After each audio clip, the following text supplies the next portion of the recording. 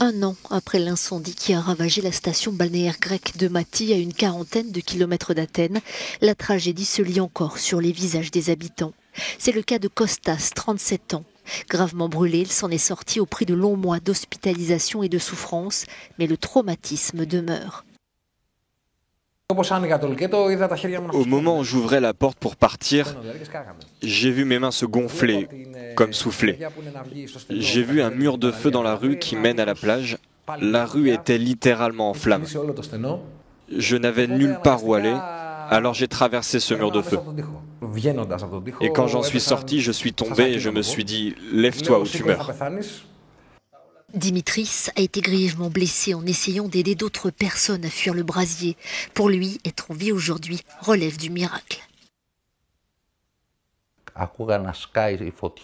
J'ai cru entendre le bruit du feu, mais c'était mes mains qui soufflaient à cause de l'intensité du feu. Tu penses que tu vas mourir de la pire façon possible. Et tu cours juste pour te sauver, mais tu réalises qu'il n'y a pas d'issue.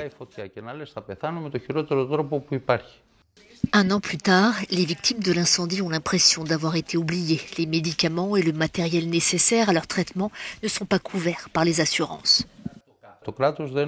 L'État est introuvable. Ils nous ont abandonnés.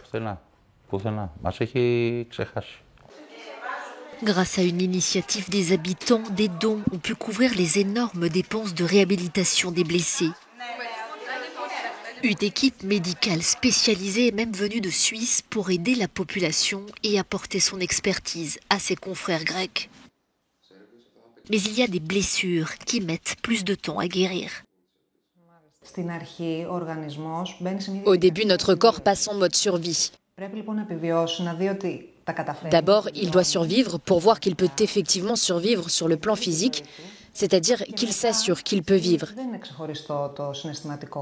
Et puis, comme la partie émotionnelle n'est pas coupée de ce processus, il y a un bond de turbulences émotionnelles causées par cette expérience traumatisante.